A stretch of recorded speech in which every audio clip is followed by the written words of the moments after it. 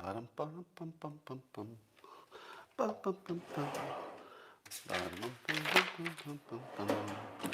everybody, come on in, come on in. It's time. It's time. Yes, for Coffee with Scott Adams and the Simultaneous Sip, which some of you hate, some of you love, some of you need it. And all you need is a cup or mug or glass, a tankard, chalice or stein, a canteen, jug or flask, a vessel of any kind. Fill it with your favorite liquid. I like coffee. And join me now for the unparalleled pleasure of the dopamine hit of the day, the thing that makes everything better except the Kraken. It's called the Simultaneous Sip, and it happens now. Go.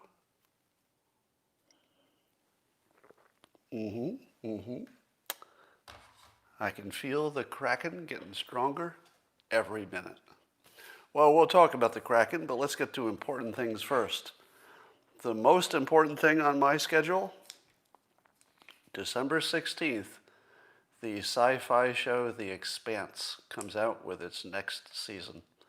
Now, if you're a nerd like I am, that's pretty exciting. Pretty exciting. So look for The Expanse. If you haven't watched that, there's several seasons already. You can catch up.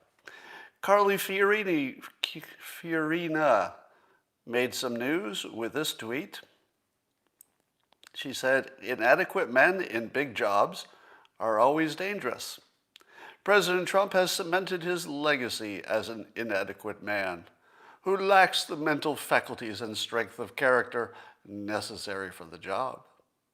How many others will prove, by saying and doing nothing, that they too are inadequate?" I feel as though, Carly, this is first of all a sexist comment, because it does seem like you're focusing on the man part of this a little too much, if you know what I mean. Because it could have said, inadequate people in big jobs can do bad things. Wouldn't that be fair? Somebody could say inadequate people.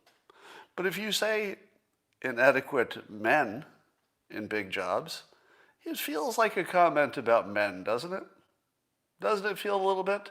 And you know that you could not have said this with the genders reversed, obviously. You could not say inadequate women in big jobs. Imagine tweeting that. Imagine using the phrase inadequate women in big jobs. It would be the end of your career. Would it not? I mean, quite legitimately, that would be the end of your professional career if you ever tweeted something like that. But she can do that. But she doesn't limit it to the president, where you allow that people are going to be a little bit more hyperbolic, but rather she extends it to how many others? Others? Who are the others? Will prove by saying and doing nothing that they too are inadequate. I feel as if she's talking about me, because as a Trump supporter, would I be in this category of men who are proving themselves inadequate by not doing enough? Well, Carly Fiorina, I don't know what is adequate and what is enough, but you are a despicable cunt, and I think you should disappear forever from the public. Now, I use that C word cautiously. She earned it. Come on, women. Admit it. She earned it. She earned it. All right.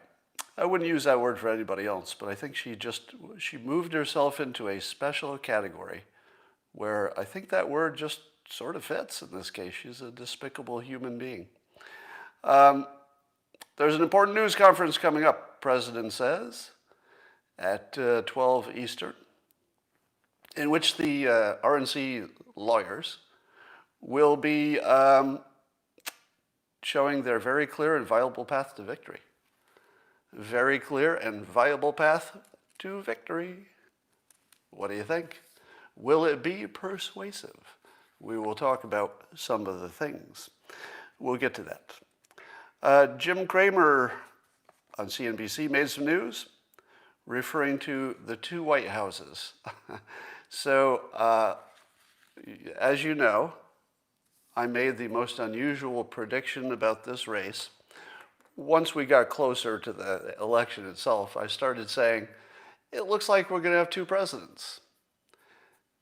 Jim Cramer's making the same observation now, that we'll have two White Houses, in the conceptual sense.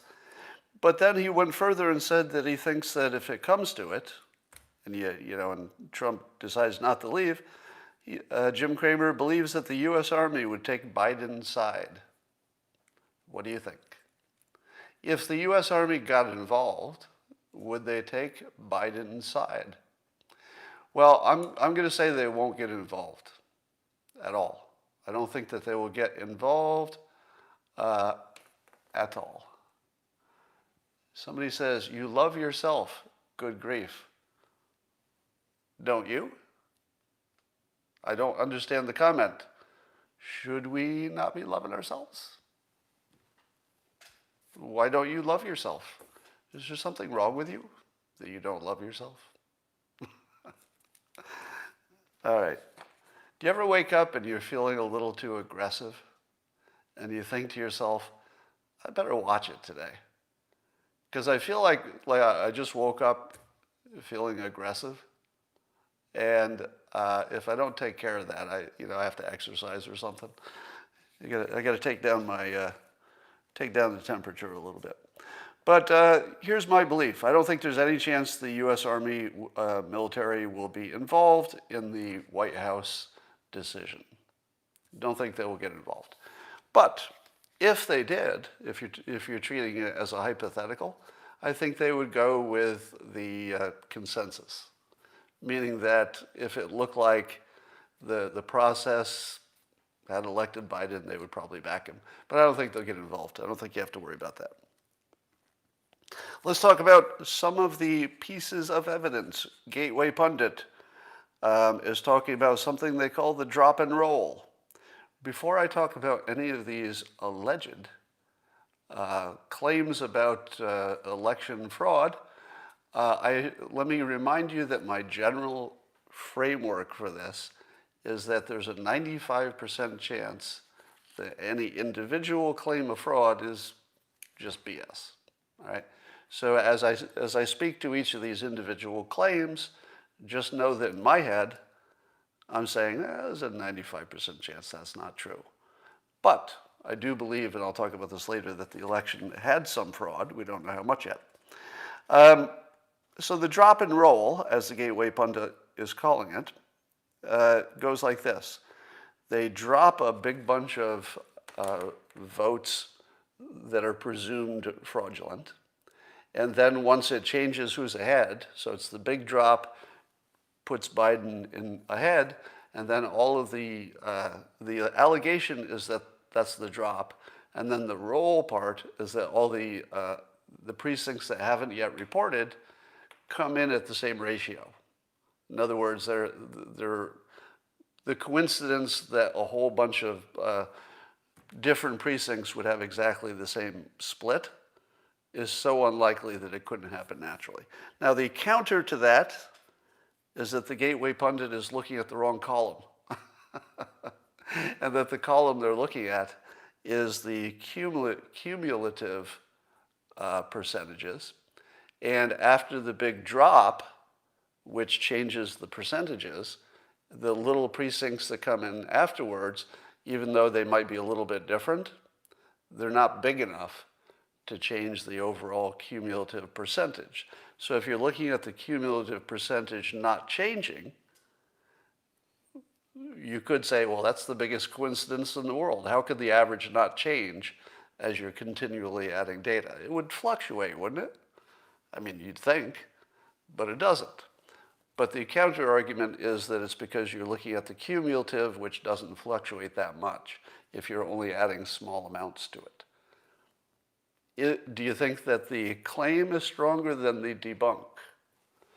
This one I would say I don't have an opinion on, except for my general claim that 95% of all things will turn out to be false about the election.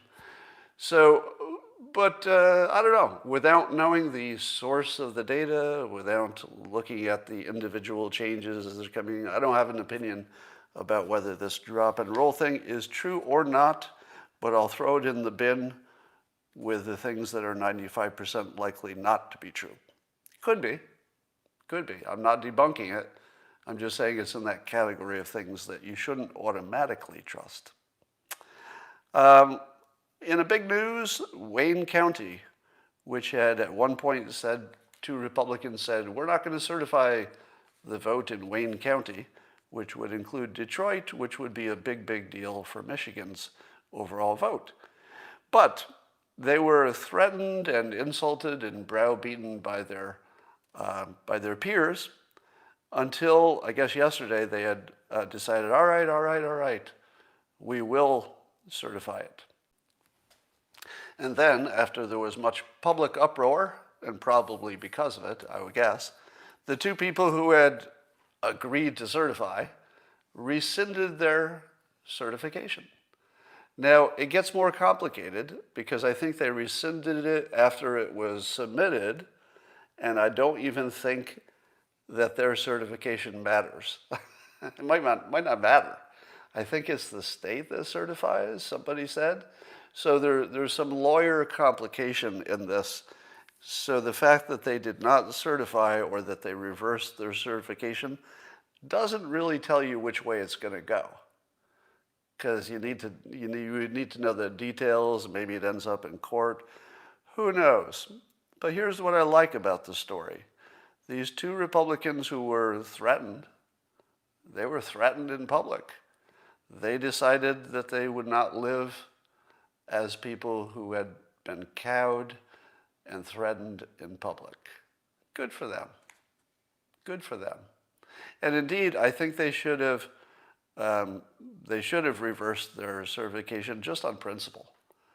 Even if they didn't think they needed to, they should have done it on principle. Because if you're being forced to agree at risk of threat, that's when you've got to go hard in the other direction. You can't let that stand. So I think we're happy that got reversed. The actual functional difference that it makes, maybe none. Might not make any difference to anything, but maybe it does. We'll see. All right. Can't you see at this point already that no matter what happens between now and forever, would you say that you can already predict the following will be true? Are you ready? Can you predict that some large number of Republicans will believe that the election was fraudulent no matter what happens from today on? Who's with me? Would you agree that Republicans are just not going to be convinced? Doesn't matter how much evidence is presented to debunk the claims. The Republicans are going to say, okay, there were 25 claims and you've allegedly debunked all 25, but I'll bet there's another 50 things you didn't find, right? No Republican's going to believe it was a legitimate election. It just can't happen. There's no way to get there because you can't prove a negative.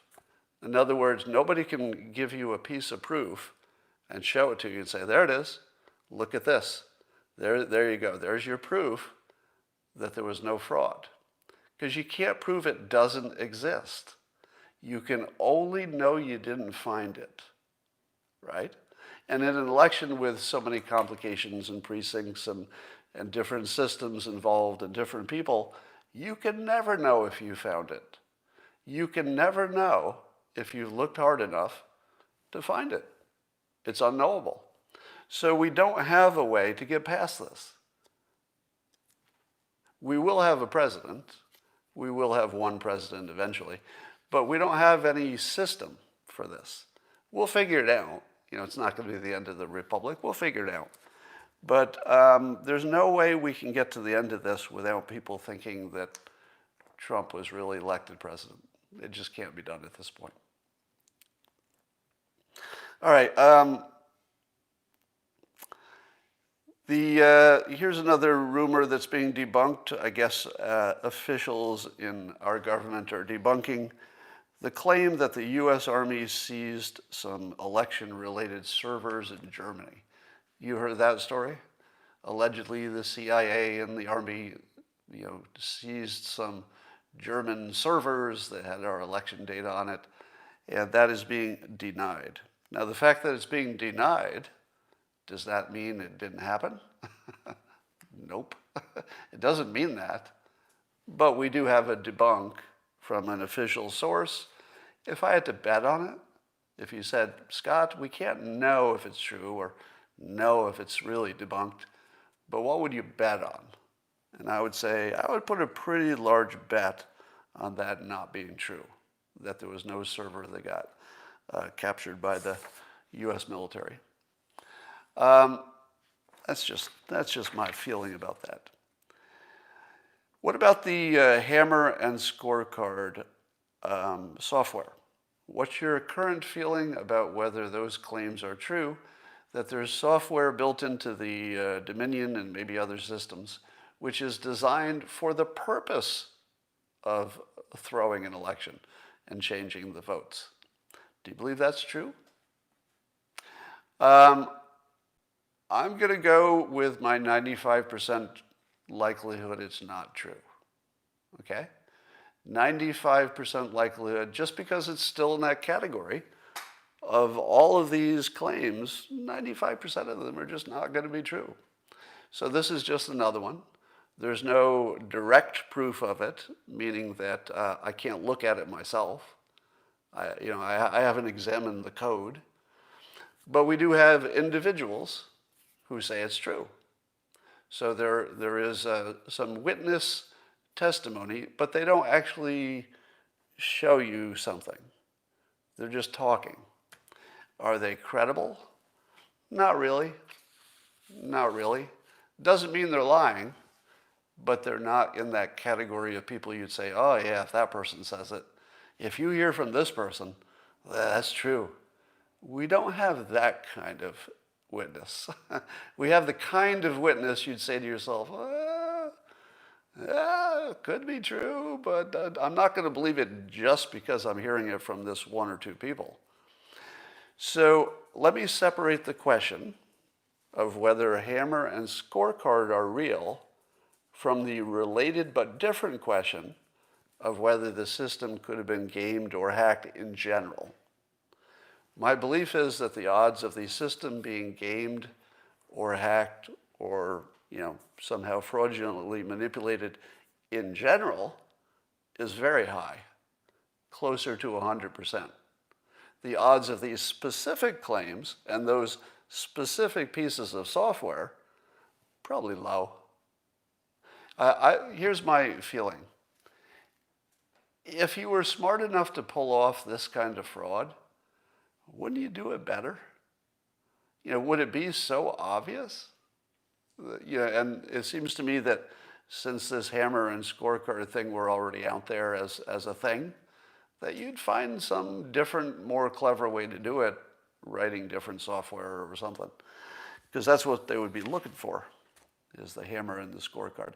So I don't put too much trust in those specific claims, but I do believe that the election is fraudulent to some degree. I don't know if it's enough to change the election result, but I would say with complete certainty there is fraud in the system somewhere.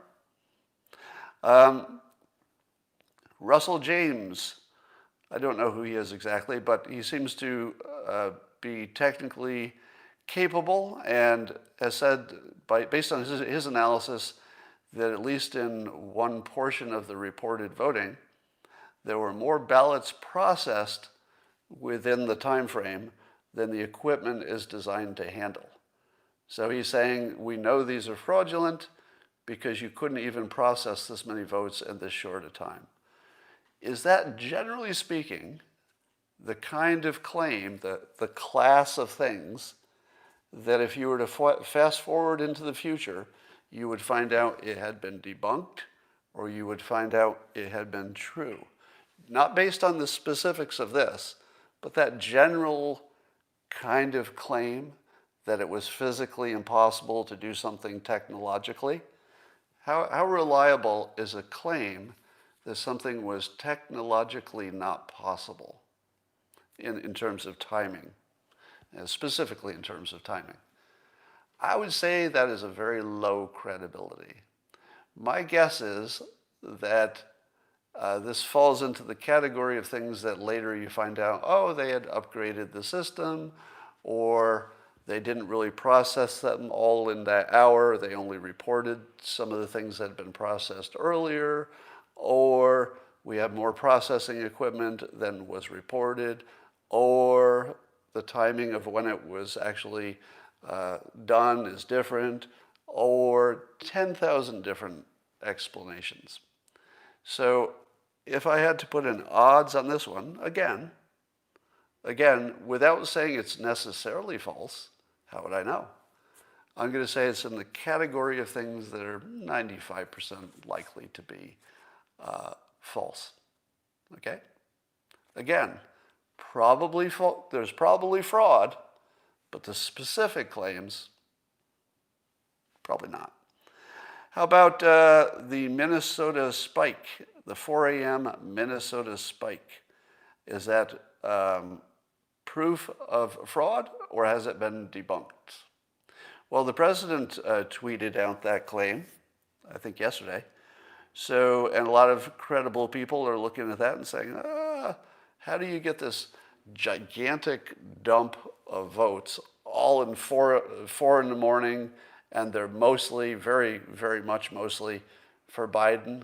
Looks a little suspicious, doesn't it? Well, USA Today attempted to debunk that by saying that we expected that spike, and all it was is they counted the votes in a Biden territory. And once you have the votes from the biggest city that you know is going to go strongly for Biden, that's all it was. That's all it was. You were waiting for a big population center, and then it came in. And you already knew that that big population center would vote quite overwhelmingly for Biden, and they did. So where's the fraud? The bump was just what they expected, and the outcome was what they expected too. Where's the fraud? Well, here's the problem. The claim is not demonstrated, at least not proven, by the data that we have so far. In other words, the fact that there's a big bump at 4 a.m. doesn't prove anything. Would you agree? Simply the fact that a metropolitan area got counted and reported at 4 in the morning by itself doesn't mean anything. I think you'd agree. Also, by itself, the fact that most of them were Biden votes, that alone also doesn't prove anything, because you already knew that city was going to go Biden. But here's what you don't know. How many were there supposed to be? So there's this, if you see it on a chart, you see these little bumps coming in for the smaller areas reporting, and then there's this gigantic surge, which was it Minneapolis? I forget, Milwaukee or someplace. But how big was that big surge supposed to be? Does anybody know? Was that surge 20% bigger than the number of voters? How would you know? If I were going to fix this election, I wouldn't necessarily do it by faking a gigantic surge of votes at 4 a.m., because that would be a little bit obvious. But suppose I thought to myself, there's this big batch that's going to come in at 4 a.m., it's legitimate, but if I added 20% in the same ratio as the rest, would anybody notice? See, here's what you wouldn't want to do. You wouldn't want to add so many Biden votes that it's so far different than the poll numbers that it's obviously fake. So you wouldn't want to have 99% Biden votes, right? Too obvious.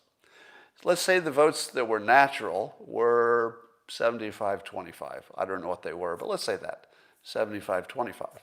If you were going to add some fake votes, you would just make them also 75-25.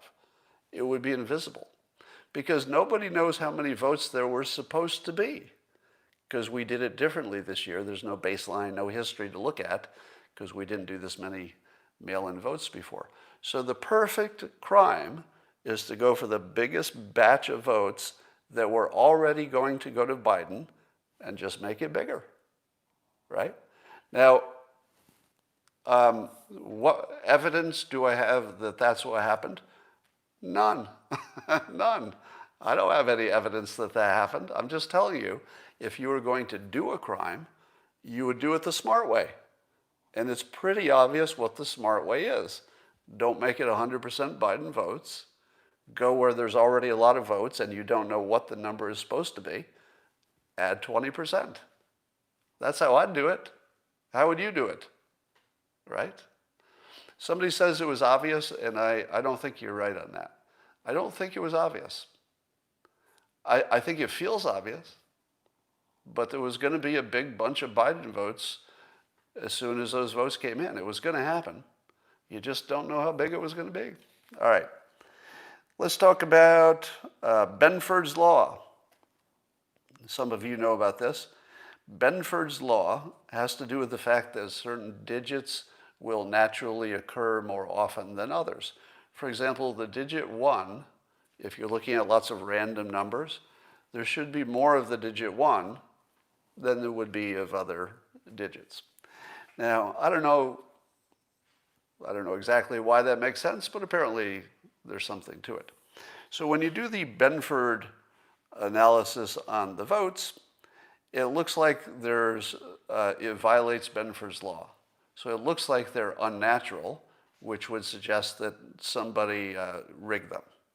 But experts on data analysis have weighed in and said, that Benford law doesn't work all the time. And one of the cases in which it wouldn't work is exactly this one, where you have a cap on the number of votes and they're roughly evenly divided between two parties, Democrats and Republicans. Under that specific situation, say some number of experts, I don't know if it's all of them or some of them, say some experts, Benford's law does not apply because you have this artificial situation with a cap on the number of votes and the fact that you already know it's about 50-50-ish. I don't know. I'm no expert in this area, so I will just tell you that there is a debunk being offered. This sounds to me as strong as the original claim. I would say, I can't tell if the original claim sounds good, but I also can't tell if the debunk sounds good. I call it a tie. So I wouldn't put too much weight on that Benford thing.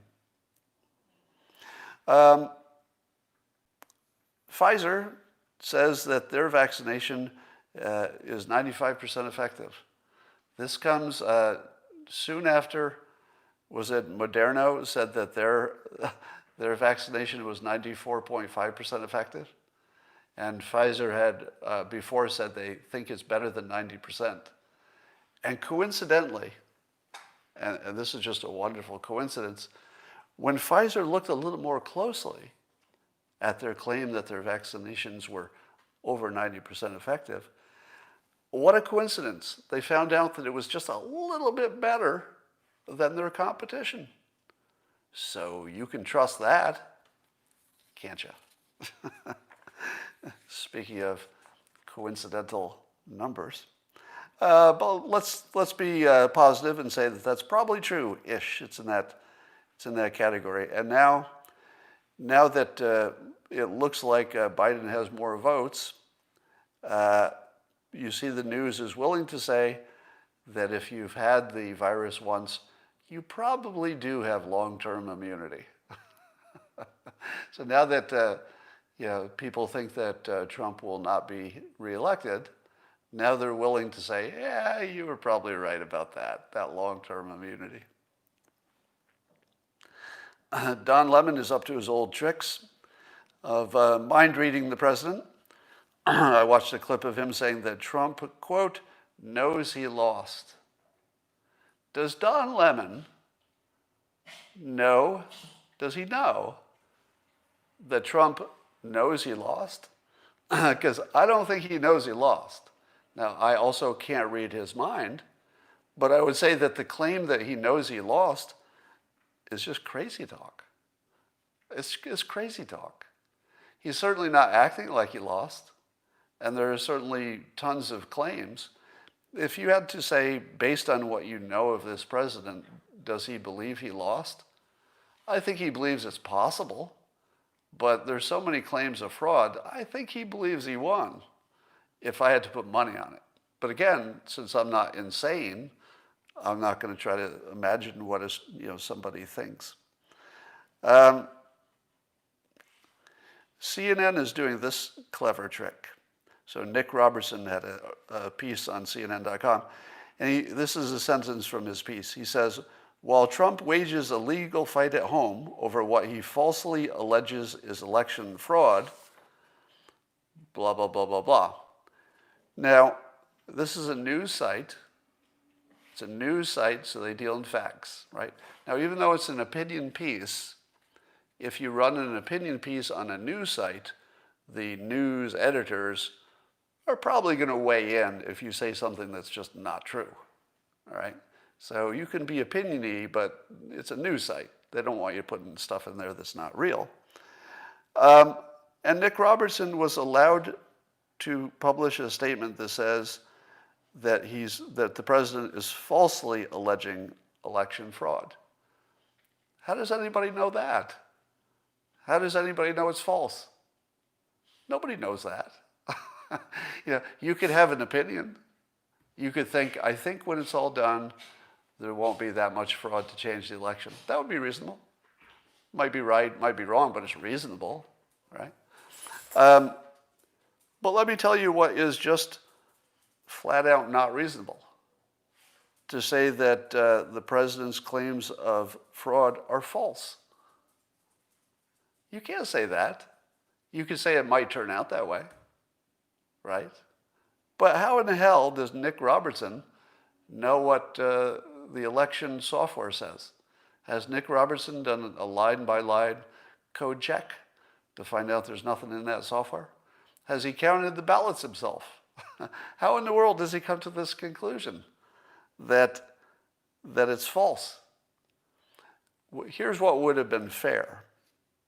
It would have been fair to say, he makes these allegations, the legal system is looking into it. CNN cannot confirm any of these allegations to be true. That would be fair, right? But to just flat out say they're false while the process is ongoing and nobody really knows the answer of whether it's false is really irresponsible for a news organization. Even as an opinion, it's irresponsible. All right, here's the best brainwashing trick the Democrats are using on you right now. And it's basically that.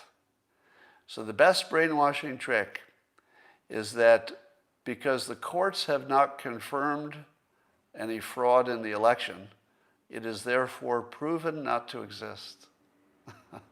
That's what they're trying to convince you. That while the process is ongoing, and we don't know how it's going to end, because the court has not yet ruled that there's definitely fraud, that's proof it's not there. Now that's some pretty devious brainwashing, because it's not rational. They can only prove they haven't found it, but they also aren't looking for it, are they? Is CNN doing a code review of the software? Don't think so. Where would you hide any mischief if you were going to rig an election? Where would it be? Where would you hide the signs of that? In the code. It'd be in the software. That'd be one of the places. You could also do it with paper ballots. So if CNN isn't looking into it, and there's nobody else looking at the code as far as I know, right? Can anybody do a fact check on me? Is there anybody doing a line-by-line software review of all the software that was involved in this election? No. I don't think so. I feel like we'd know about that. So nobody's looking for it. So to say that we haven't looked for it and we didn't find it, therefore it doesn't exist, they're actually selling you that. And people are buying it. A lot of people are buying it, amazingly. And they're also pretending with this word widespread, we've talked about this before, they're trying to make the claim that there's no widespread fraud, meaning it's not under every rock and everywhere. But nobody's making that claim. The claim is it's in strategically selected cities because that's where you can make the difference. There's only a few places you can make a difference. So the claim is that's the place it's happening. The claim is not widespread. Nobody makes that claim. So they're debunking a non-claim. So here's my opinion. For a normal crime, say a burglary or a murder, if you saw nothing missing from your house, you would probably eventually conclude you had not been robbed. If you did not find any dead bodies or any signs that anybody is missing, could you conclude that a murder had not been committed? Well, I mean, you can't be 100% sure, but you can be pretty sure. There's no body, and there's not even a claim of a body. So a lack of evidence in those cases would be not proof, but pretty good sense of certainty that there's no actual crime. But those crimes, burglary and murder, are very different from this big complicated election situation. For the election situation, I think you have to look at the situation. And if the situation is one in which it will always go in one direction, because that's the situation, then you don't have to find proof that it went in that direction, because there's only one way it could go. Let me give you an example. If you live in a bad part of town where there's a lot of crime, and you leave your front door open, and then you go on vacation for 2 weeks, do you have to check to find out if a crime happened and your apartment was robbed? Remember, you're in a high crime neighborhood, you left your door open all day and all night, and nobody was home. Do you have to check to find out if you were robbed? No. No, you don't have to check. You were robbed. Because the situation is one in which it can only go one way. There's only one way that can go, right? Now, nothing's impossible, so maybe you could imagine there's some chance it didn't happen, but you should assume it happened. Now, the election has a huge upside potential if you can rig it and get away with it. So it's like the biggest gain you could make would be fixing an election. So it's a big payoff. That's one requirement. Secondly, it's feasible. We've heard how many, like 15 different ways to rig an election. It's certainly feasible. At the very least, you could get an insider working at one of these election software companies. You could bribe them or threaten them until they put in some code. So it's feasible. We just haven't seen it in a way that's court proven, right? But definitely feasible, huge upside gain, lots of complication, and lots of people involved. And when you have lots of people involved, that's the part that guarantees you can find somebody willing to take a chance. Because if you have enough people, you can get somebody who's willing to do absolutely anything. You just need enough people. And the election system has lots of people. So you're going to have crooks, because you got lots of people. You got opportunity to fix it, and it's the biggest gain you could ever imagine, fixing an election. So in my view, it had to happen. Whether or not you can find the specific proof is somewhat immaterial. It had to happen. And when you add to the fact that half the country thought they were looking at a second term of Hitler, of course it happened. It couldn't not happen. We just don't know how much. That's the only question. The only question is, was it enough? All right. I did a little mask survey on my Twitter account, so this is very unscientific, and I asked people if they think masks work. I was interested what the net effect of all the conflicting news is. Here's what you said, keeping in mind that most of my Twitter followers are Trump-supporting people, but 63% said masks do not work. Now, this is just people, not science, right? Just people. 15% say they do, and 22% said some form of, maybe. Maybe they do. I'm in the maybe category, meaning that I can't know, but maybe. Maybe. So here's my question. We've seen lots of studies about masks, right? Or at least you know they exist if you haven't read them. There are studies that say masks might work. There are studies that say masks don't work. So let's say you want to be a pro-science person and you want to follow the science. What do you do? What do you do? Because there's science that says they work and there's science that says they don't work. So how do you follow the science? What's that even mean? So the Democrats who like to say, follow the science, and Joe Biden says that, is some of the dumbest things that anybody could ever say. Follow the science assumes, first of all, you can determine which science to follow, and you can't. You're just sort of guessing. And secondly, it assumes that the scientists and the people putting together the studies are credible and do not have a dog in the fight. But they usually do. Half of studies end up not being valid.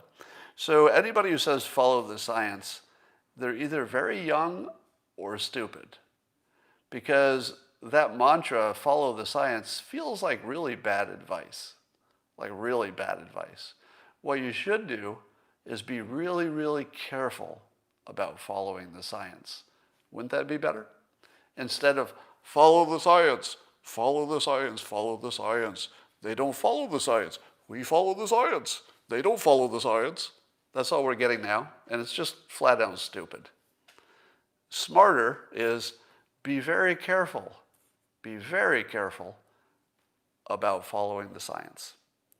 You want to look at it, you definitely want to look at it, and you want to keep working toward refining it and getting it as credible as it can be. But follow science is for suckers and idiots. It really is. Consider it important to look at and make sure you understand it and all that. Very important. But follow it blindly, that would be for stupid people. Not you. You're all smart. There's a New York Times op-ed by Crystal. What's his first name? Christoph. Not Crystal. Christoph. I don't think he's been a big Trump supporter in the past, but he says this, quote, some things are true even though President Trump says them. Great way to start an article. Quote, Nicholas Christoph, I think is his first name. Quote, Trump has been demanding for months that schools reopen. And on that, he seems to have been largely right. Schools, especially elementary, do not appear to have been major sources of transmission. And remote learning has been a catastrophe. I'm summarizing the rest of the statement. Now, how big a deal is that? It's a pretty big deal. Because if you're gonna blame Trump for the United States having a high coronavirus infection rate, and people do, you're gonna have to also give him credit for getting this thing right when, remind me, the people who said to close the schools, were they following the science? Yeah, they were. They were. They thought they were. That's the problem. They thought they were following the science. But were they? No. There was a little bit of science, and then people used their subjective opinion, and they followed their subjective opinion. That's what they followed. They never followed the science, because apparently the science was pointing in the other direction.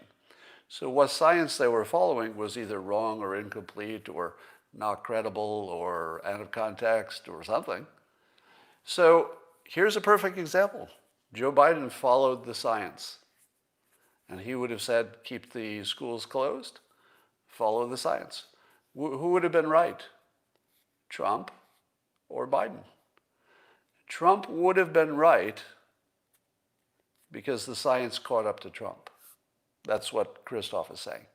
The science caught up with Trump. Now, Trump, of course, was not making per se, a scientific claim. He was saying that kids don't, have symptoms as much. But he was making the larger claim that on balance, it's better to take this risk. And science caught up to him.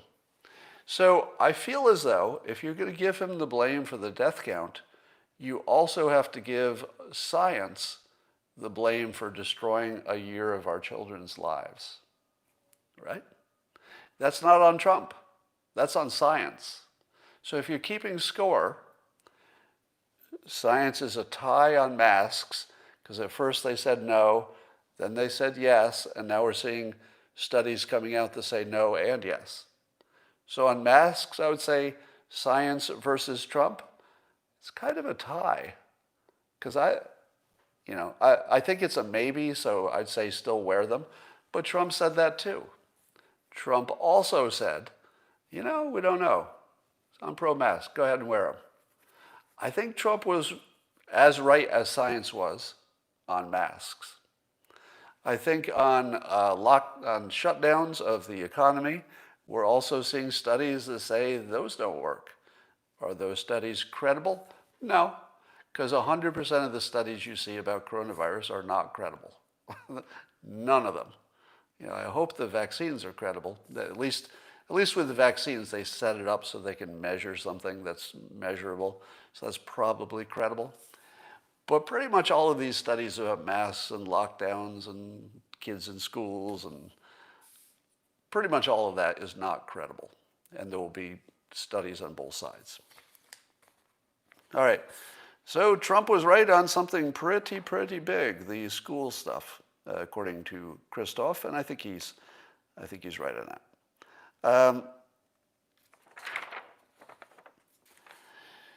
I'm seeing people tweeting that they're worried about how to unbrainwash Trump supporters after Trump is out of office.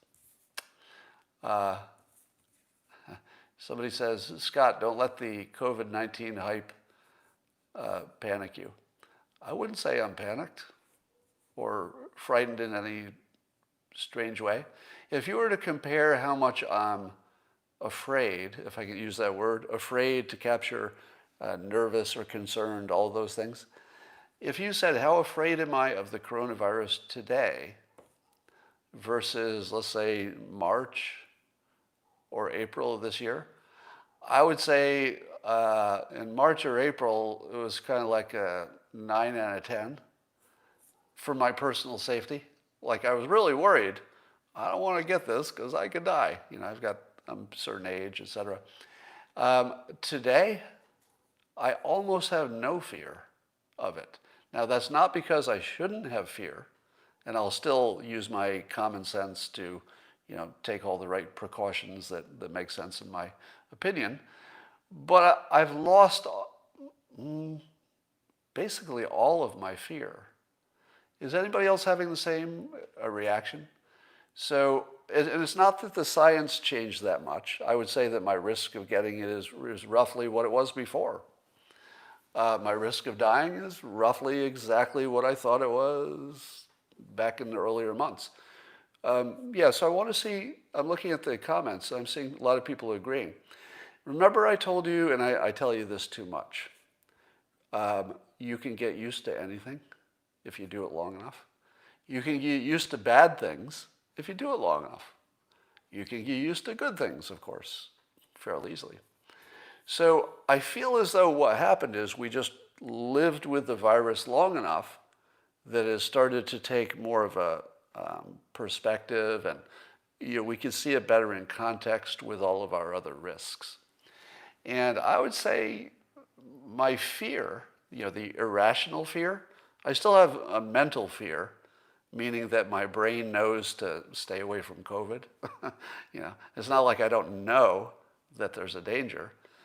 But my physical part, where you're irrationally shaking, I never got to that point. But, the part where you can't control, the subjective, irrational part, it's kind of gone. It's gone. Now, part of it is this. Years ago when I had a surgery to correct my vocal problems, The surgery had an 85% chance of working, 15% chance of making me permanently unable to talk. But that choice was easy to take with no fear whatsoever, because the alternative was worse. So as long as the alternative is worse, it's pretty easy to make a decision to do the right thing.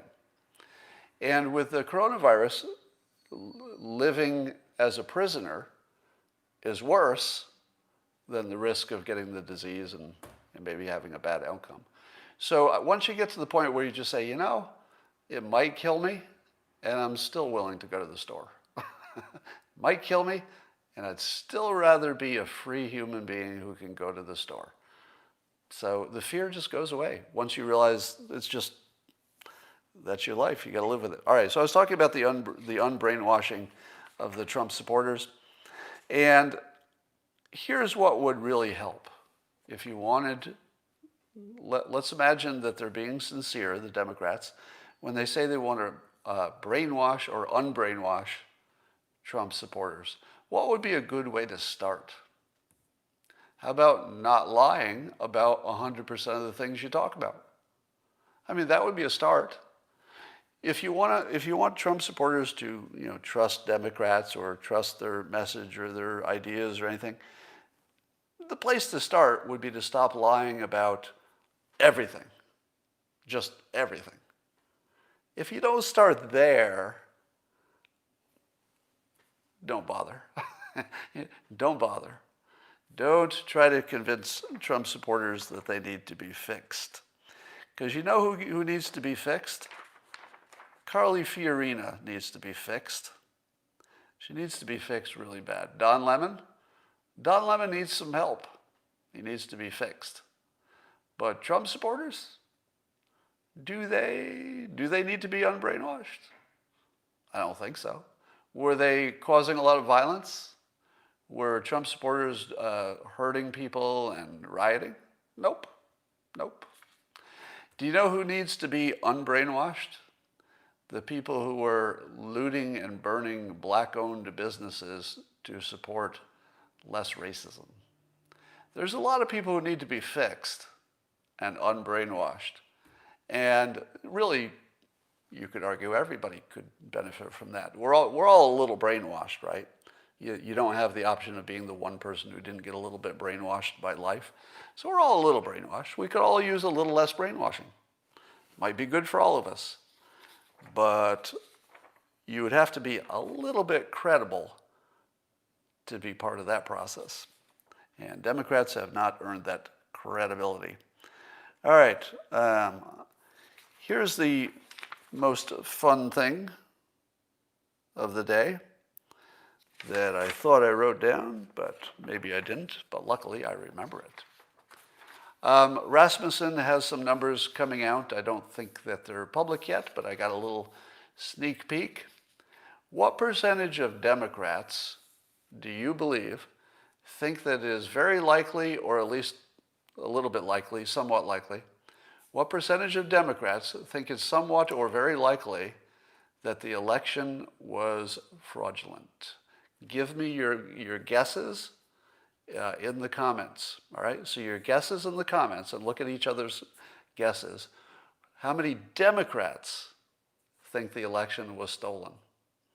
I'm going to read down some of your comments. I'm seeing 45%, 1%, 0, 0, 15, 30, 5, 10, 5. The answer is 30%. Just let that hang there for a little while. Democrats, 30% of them think the election was fraudulent. 30% of them. What's that tell you? You can't even convince Democrats that this was a fair election? I mean, work with me here, right? I mean, Democrats are spring-loaded to say, oh yeah, that was fair. That was a fair election right there. Got just what we wanted. And 30% of them can't get there. Even 30% of Democrats know there's something fishy going on. Now, I don't know if it was, now it's not specific enough that they would necessarily believe it would change the election outcome. All right, so that part is not in the question. But 30% of them think there's at least opportunity and motive for that. Now, should you be surprised? Remember, this is a category of people, Democrats, in which probably 80% of them believe that Trump is an existential threat and would destroy the planet Earth. So if you were in a group who believed that there was a chance Trump would destroy life on Earth, and you knew your other Democrats and how they felt about it, yeah, you would think that they would cheat. You would expect your fellow Democrats to cheat. And indeed, if they had to take the day off and you were to fill in for them at the election vote counting place or whatever, you'd probably cheat too, if you think you're saving the world. So yeah, even the Democrats feel that something was going on here. I think that's all you need to know, isn't it? I feel like that one data point summed up the entire everything. Because, we're going to argue forever about, this allegation, that allegation, this allegation, that allegation. But when 30% of Democrats even don't believe the vote, you don't need to talk about the details so much. Now, let me give you my Kraken update. So I've seen the details of the Nevada legal challenge, which is just updated, I guess. And the Nevada challenge has a lot of claims on it, a lot of claims. And each of those claims is backed up with a witness or some data or some direct observation or video or whatever. So they have evidence, and they got a lot of claims. Here's the problem with the claims, though. When I read the legal description of the claims, it's written for a legal process. The legal process has its own requirements of how you do things. So when I read through it, it looked well written and very clear in terms of what it was trying to allege. But in terms of persuasion outside of the legal system, it wasn't that kind of a document. So it left me thinking, I don't know what to think about this. Because the claims look credible. Some of them look pretty big, like they would be big enough to change the result. But what they didn't do is the part that I needed. Because I'm not a lawyer and I'm not a judge. I'm just, a guy. And what I needed was to see the bullet points of the claims with the number of votes that it could have affected and a total at the bottom, like a summary. So it'd say, all right, claim 1 could affect up to 500 votes. Let's say a claim that dead people voted. It's not enough to change the election. But it does tell you that there was intention to cheat, right? So if you found that 500 dead people voted in Nevada, wouldn't change any of the election outcomes, but it would tell you something. It would tell you that there was an intention to cheat, and that when they found a way to do it, they took it. That tells you something, right? So if you see, I don't know how many claims there were, 6 to 10 claims, somewhere in that neighborhood.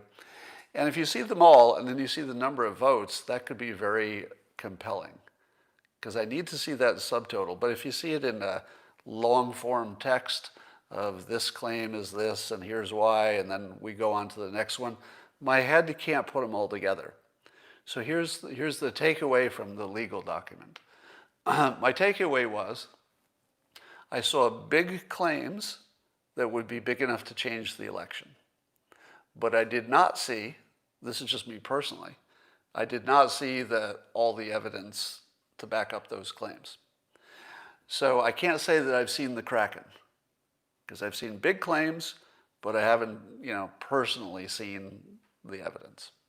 And then there are a number of smaller claims that also look pretty credible, but you haven't heard the other side. Remember, in a legal context, every claim sounds credible at first. They really do. Doesn't matter who's saying what about whom. First claims, they kind of always sound credible. you got to wait for the other side to talk. And so if you're just looking at what the Trump people are alleging, yes, it looks very credible. Yes, it looks credible. I don't know what number of votes would be influenced. That's the part that needs a little more connecting material. But again, you probably don't need that for the legal process. You do need it for the persuasion game and the political game. So I hope we see that at some point. Here's my take on this. If we're not learning something new today, I'm going to lower my slaughter meter. So by the end of today, I've got it set at 97% chance that we'll at least find that the election was fraudulent. Won't necessarily mean that Trump takes a second term, but 97% chance we'll find the election fraudulent. I will lower that to 75% at the end of today if there's no new news that changes that, okay? And by Friday, I'll lower it again to 50%. Again, if I haven't heard new information that would raise it. You should be doing the same thing in your minds, all right? Because you don't want to be caught thinking there was a 100% chance that this is going to be proven, and then a month from now you got nothing. You want to give yourself a little bit of the cat's on the roof. You want to talk yourself out of your belief gently, right? Because nobody else is going to be able to talk you out of it. So you need to be able to talk yourself out of it if the evidence is not going your way eventually, right? There's a time and a place, and we're not there yet. At the moment, I'm perfectly willing to say the reason you haven't seen the good stuff is because it takes a while. This would take months. If this were a normal process, they would take months to research this. They've got a few weeks. So I wouldn't put too much weight on the fact that you haven't seen conclusive proof yet. It just hasn't been enough time. But if you're not seeing it by Friday-ish, I'm going to feel that tells you something, right? And I'll lower it to 50% on Friday. Now, if next week I'm down to 20%, which is entirely possible, and then it turned out that the election, didn't find any major fraud, and it just Biden just took office, at least I would not be in cognitive dissonance. I would still think that there was fraud in the election, because there always has to be in this setup, but I wouldn't know that it changed the result, and I wouldn't necessarily make that claim. So I'm in the process of talking myself off the roof just in case, because I want to be in a position where if the data doesn't go in my way, the way I think it should go, that I'm not out there like a crazy person saying, it was 100%, 100%. Don't be the 100% person. Be the 95% person. All right. I do think there's a very good chance that the legal process will force more audit. I think the odds of that are pretty good. And I think that's all they need. Because if they can buy time, force an audit, force a deeper dig, they'll find something. All right. Somebody says, of course it changed the result. That's why they did it. Well, they couldn't have known in advance how much to cheat. So you can be sure that people tried. You can't be sure they succeeded. Question is, with what you've seen, do you think it is enough? With what I've seen, I've not seen proof. So I've seen allegations of things that look really very credible that would be smallish. In other words, if you added them together, they probably wouldn't change the outcome. And I've seen big claims that would change the outcome, but I haven't personally seen something that puts me on that team. I think there's a 100% chance that the voting software system has been at least attempted by somebody foreign powers, Democrats, bad actors, whoever. But somebody has, of course, tried to compromise the voting system. There's no doubt about that. Over years and years and years, and all the bad actors in the world, and all the opportunities they would have, and the fact that it's software at all guarantees that somebody's going to take a run at it. What we don't know is if they've already succeeded. If you wait long enough, the bad actors will get control of the election process. They will. It's kind of unavoidable because they can keep trying and failing forever. They only have to succeed once, and then they own it, right? So, let me talk about the big reset. I think the big reset is just a bunch of bullshit, and you should just ignore all of it. That's what I'm doing.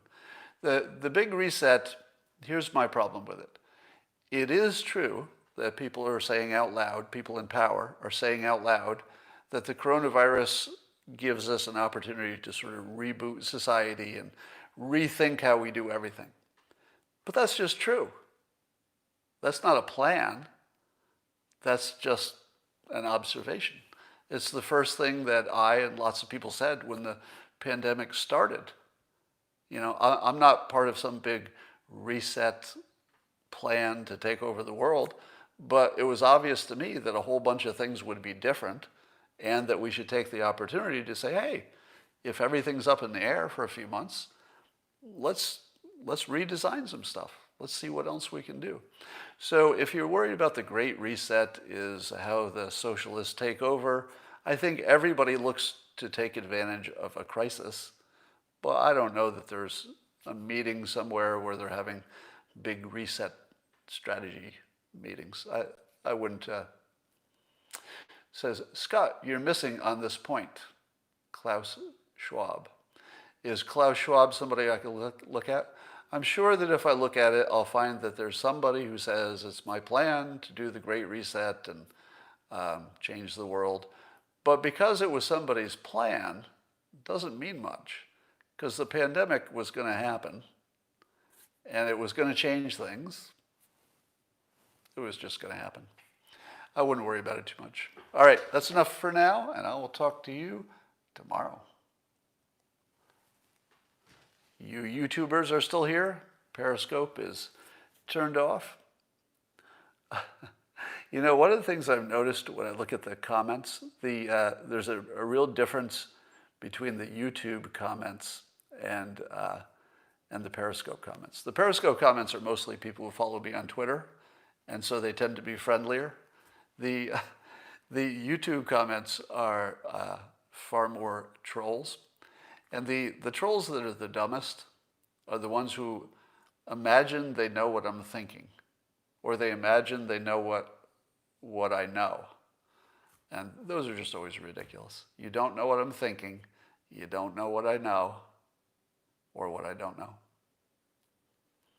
Yeah, people are more crass here. I think just YouTube is a bigger platform, so it brings in more people.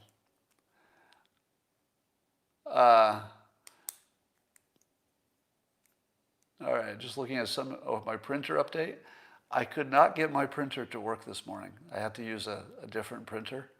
And I'm going to probably try once to upgrade the drivers, but after that I'm going to throw it out of the window.